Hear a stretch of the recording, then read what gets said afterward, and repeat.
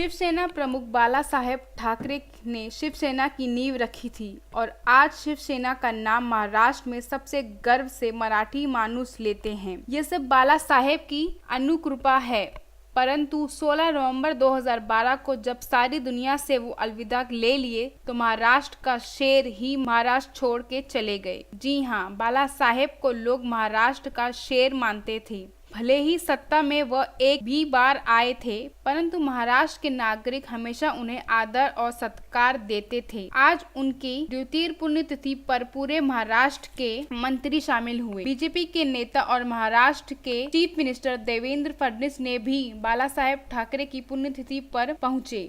बालासाहेब की प्रतिमा पर फूलों का हार चढ़ाया। भले ही सत्ता की नोक झोंक बीजेपी और शिवसेना में चल रही है, पर इसके बावजूद महाराष्ट्र के चीफ मिनिस्टर देवेंद्र फडणवीस जी ने अपना कीमती समय निकाल कर महाराष्ट्र के शेर बालासाहेब ठाकरे की पुण्यतिथि पर प्रस्तुत हुए। हाल ही में शिवसेना और बीजेपी का महाराष्ट्र में गठबंधन टूट गया और बीजेपी सरकार को बनाने के लिए एनसीपी ने बीजेपी को मदद की। इस पर जब हमने शिव सैनिकों से बातचीत की तो उन्होंने बताया कि बीजेपी ने शिवसेना के साथ बहुत ही गलत किया है। बीजेपी से पहले शिवसेना की सरकार थी। शिव सैनिकों को ये उम्मीद है कि शिवसेना प्रमुख उद्धव ठाकरे इसका बदला बीजेपी से जरूर लेंगे। बालासाहेब ठाकरे की द्वितीय पुण्यतिथि के उपलक्ष्य जगह जगह पर पानी और नाश्ता बांटा जा रहा था शिव सैनिकों के लिए। साहब ठाकरे का द्वितीय पुण्यतिथि, इस अवसर पर देवेंद्र फडणवीस जो महाराष्ट्र के सीएम है यहाँ पर आके गए हैं। तो आज जानते हैं कि जनता से किस प्रकार का उनका अनुभव रहा है इधर। सबसे पहले आज यहाँ पे जो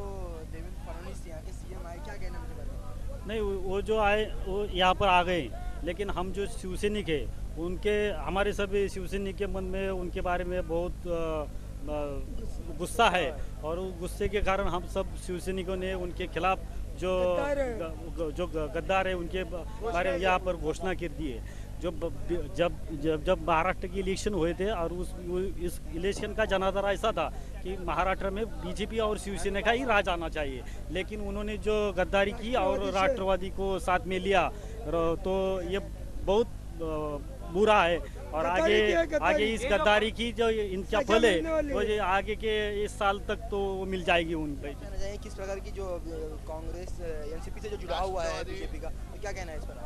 हम तो ऐसा कहना चाहते हैं कि फडणवीस तो अभी महाराष्ट्र के मुख्यमंत्री, अगर पीएम मोदी भी इधर आएंगे तो उनके खिलाफ भी हम इधर घोषणाबाजी करेंगे, उनको भी बोलेंगे चले जाओ, क्योंकि हमारा जो मकसद था युति करके महाराष्ट्र पे राज करने का, इन बीजेपी वालों की वजह से वो मकसद पूरा नहीं हो सका। और 25 साल पीछे अगर जाएंगे आप तो बीजेपी थी कहाँ, 1-2 आमदार थे और शिवसेना के साथ दोस्ती करके इतने बड़े हो गए। और हम लोग कट्टर शिवसैनिक इधर आज वो ऐसे हमारी हालत की उन्होंने। एक दिन हम ऐसा बताएंगे उद्धव जी अकेले के दम पर, शिवसेना के दम पर हम महाराष्ट्र के ऊपर सत्ता लाएंगे हम लोग।